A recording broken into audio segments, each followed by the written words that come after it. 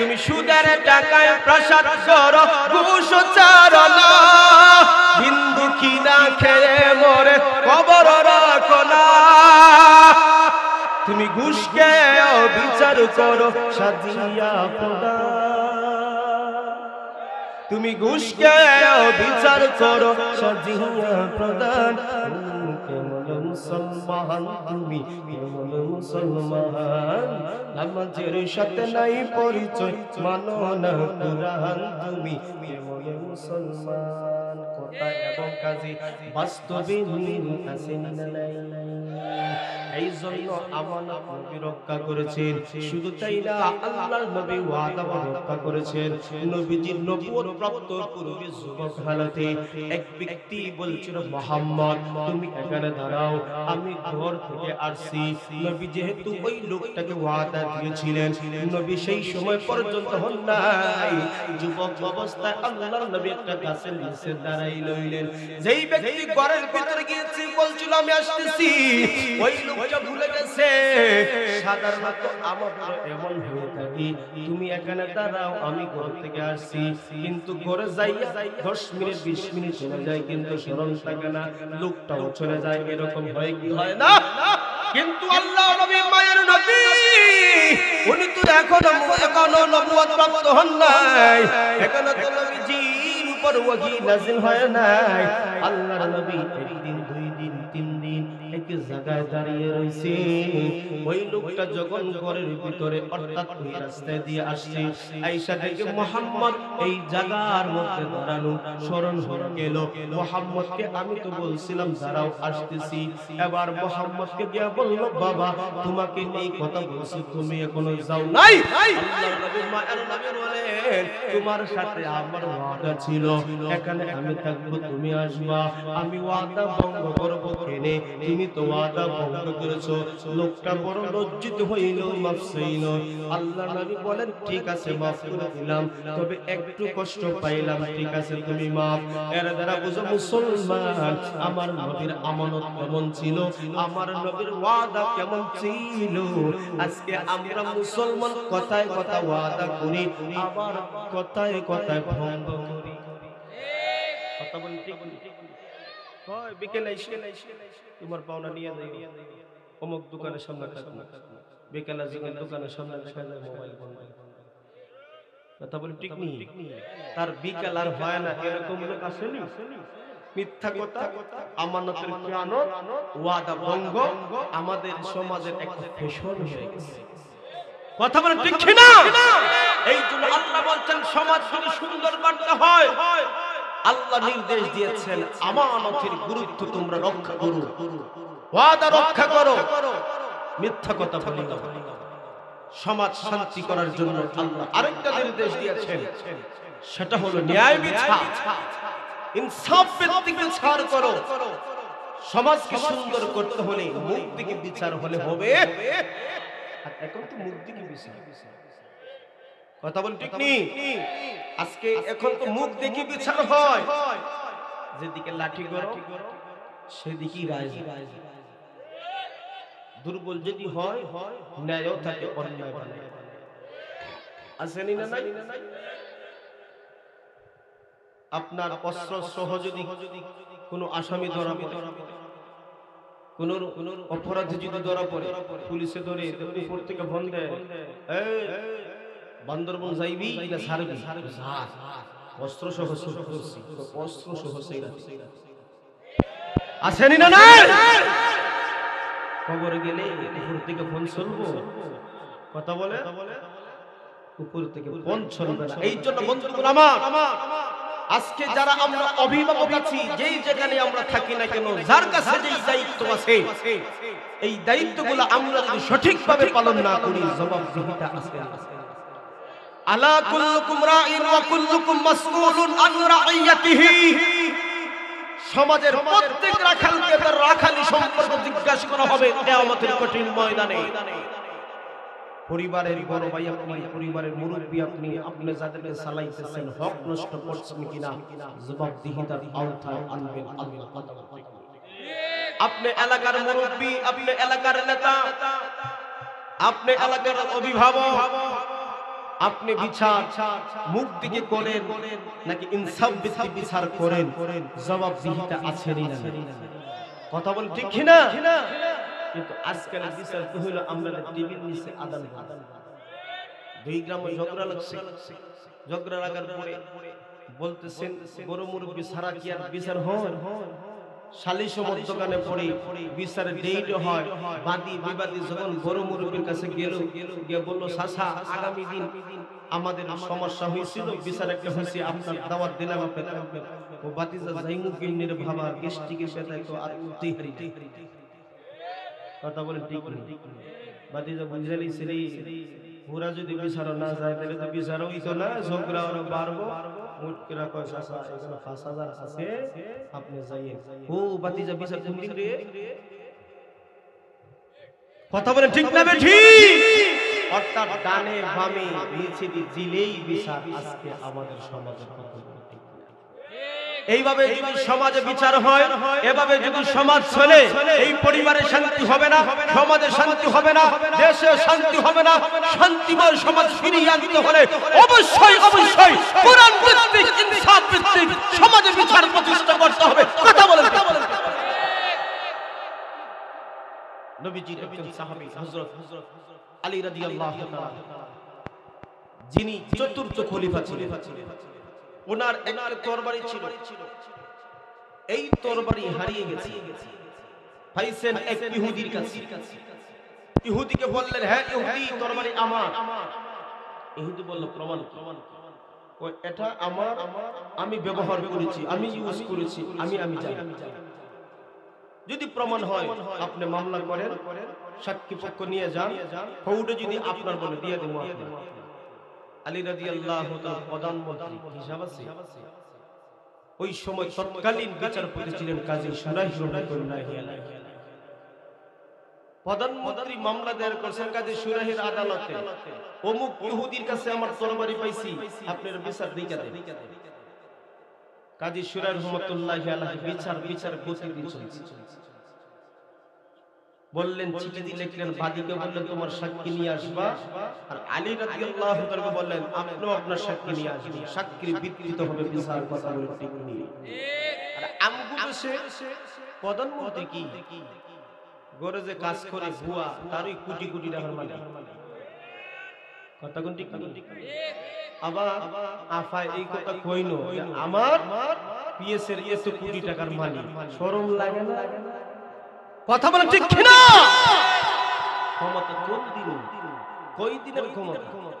ক্ষমতার অপব্যবহার করলে নমরুদ, ফেরাউন, হামান, কারুন, উতবা, সাইবা তারাও টিকতে পারে নাই। সময় থাকলে সময়ের মূল্য দাও, ন্যায় ভিত্তিক সমাজ চালাও, নতুবা জুতার বাড়ি ছাড়া কারু আপনার এই দেশে থাকা সম্ভব হবে না। প্রধানমন্ত্রী হইছো এই জন্য সময়ের অপব্যবহার করো, ক্ষমতার অপব্যবহার করো, বাঙালি বুঝাইতে পারে। যে কেউ জান না কেন এটা স্মরণ রাখার দরকার আছে। নবীর সাহাবীদের আদর্শের ঘটনা শুনে যদি আমরা শিক্ষা না নিতে পারি, আমাদের কপাল পোড়া ছাড়া আর কিছু নয়। কথা বলেন ঠিক নেই? উনি কি পারতেন না ক্ষমতা দেখাইতে? কে ইহুদি আমার লোক পাঠাইতে নিতে পারতেন। কথা বলেন ঠিক নেই? এবার নবীর সাহাবী আলী রাদিয়াল্লাহু তাআলা সময় মতন যখন মদিনার কোর্টে হাজির, একদিকে ইহুদি আরেকদিকে প্রধানমন্ত্রী হযরত আলী দাঁড়ানো। বিচারক ডাকতে বললেন, আলী আপনার যে তরবারি, আপনার দলিল কি, প্রমাণ কি, সাক্ষী কি? আলী রাদিয়াল্লাহু তাআলা ডাকতে বললেন, আমার দুইজন সাক্ষী আছে, একজন হইল আমার ছেলে, আরেকজন আমার গোলাম। এবার বিচারপতি ডাকতে বললেন, সাক্ষী আপনার গ্রহণযোগ্যতার জন্য ছেলে যথেষ্ট নয়, কারণ বাবা যদি হেরে যাওয়ার সম্ভাবনা থাকে, ছেলে বাবার ইজ্জত বুঝিয়া মিথ্যা সাক্ষী দিতে পারে কি পারে না? এবার একজন সাক্ষী, ইসলামে বলে সাক্ষী দুইজন লাগবে। আপনার যেহেতু একজন সাক্ষী ক্যান্সেল হয়ে গেল, আছে মাত্র একজন, শরীয়তে একজন সাক্ষী গ্রহণযোগ্যতা পায় না, অবশ্যই দুইজন সাক্ষী লাগে। সাক্ষীর অভাবে আজকে আপনি মামলায় হেরে গেলেন। তরবারিটা ইহুদির, তার সাক্ষীর প্রয়োজন নাই। ইহুদিও মুস্কি মুস্কি হাইসা বলে, প্রধানমন্ত্রীরা হারাইলাম, আমি তরবারি পাইলাম, যদি আমগো দেশের এমপি আর যদি চেয়ারম্যান হইতো কি না অবস্থা হইতো। গোড় থেকে দৌড়ে আইনা বাদাম দিত আয়না আয়না। কথা বলেন ঠিক ঠিক? সেই সমাজ সুনানি যুগের ইতিহাস আর আমাদের ইতিহাসে রাত দিন তফাৎ। কথা বলেন ঠিক নেই? কারণ একটাই, তাদের ছিল কোরআন আর আমাদের হইছে মানুষের রচিত সংবিধান। কথা বলেন ঠিক না? মানুষের রচিত সংবিধান ভুল থাকতে পারে, এই জন্য দেখো না আমাদের সংবিধান সংস্কার করার জন্য কমিশন রেডি। আল্লাহ বলেন আমি কোরআন দিলাম, এই কোরআন কেহর ক্ষমতা নাই ভুল ধরার। কথা বলেন ঠিক নেই? যালিকাল কিতাব লা রাইবা ফীহি। আল্লাহ বলেন এমন এক সংবিধান আমি আল্লাহ দিলাম, এমন এক কিতাব আমি আল্লাহ দিলাম, এই কিতাবের মধ্যে ভুল ধরার কোনো সন্দেহ নাই, ভুলের কোনো অবকাশ নাই। এই জন্য আমার প্রাণের বন্ধুগণ, আল্লাহ বলেন তোমার ব্যক্তিগত জীবন, সামাজিক জীবন, পারিবারিক জীবন সুন্দর করতে হলে আল্লাহ বলেন আমার রশিকে তোমরা মজবুত করে ধরো। ওয়াতাসিফু বিহাবিলিল্লাহি জামিআ ওয়ালা তাফাররাকু।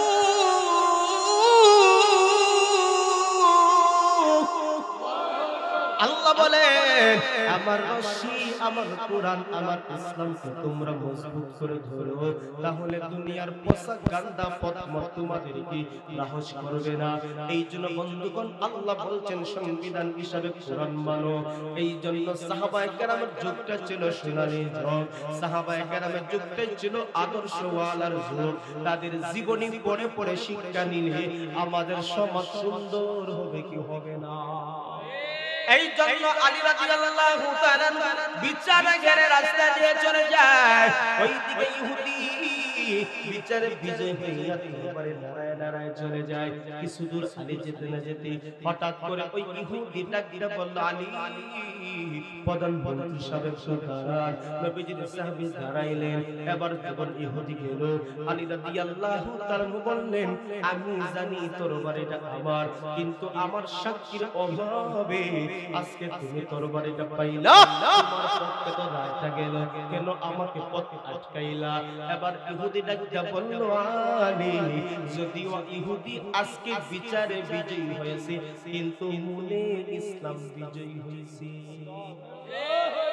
ভাবিরে কি আল্লাহ বললেন ভাষা হইনানে আল্লাহু আকবার, আল্লাহু আকবার, আল্লাহু আকবার বুঝেনি আর আরো কি বলেন আল্লাহু আকবার, জিন্দাবাদ জিন্দাবাদ, গরে গরে দাও আল কোরআনের আলো, আল্লাহু আকবার। আমি দেখতেছি অনেক যুবক ভাই এই বইছে টুস লাগাইয়া যে বইছে কে আল্লাহু আকবার আর কে নারে তাকবীর, হ্যাঁ তার গতিতেই আছে, আপনারা শেয়ার দিছেন এই জন্য আরাম পাইছে। কথা ঠিক নেই ও মুসলমান, ইসলাম এমনিতে বেশি আসে না, কথা বলেন ঠিক কি না? ইসলাম জিন্দা হয়েছে বুকের থেকে রক্ত দিয়ে, কথা বলেন ঠিক না বেঠি? আজকে কুরআনের অবমাননা হয়, ইসলামের অবমাননা হয়, আমার নবীকে নিয়ে ব্যঙ্গ করা হয়, আর আমরা নামদারি গরু গরু মুসলমান জবান খুলে কোনো কথা বলি না। এখান থেকে আলমপুর যুবকদেরকে, মুরব্বি বাবাদেরকে উদ্দেশ্য করে বলতে চাই, ইসলামের জন্য, কুরআনের জন্য যদি রক্ত দিতে হয়, জীবন দিতে হয়, কে কে রাজি আছেন একটা মিনিট আল্লাহর জন্য দাঁড়ায় যাও।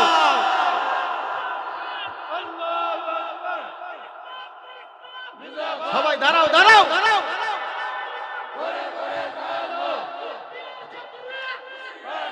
সকল দাঁড়ান।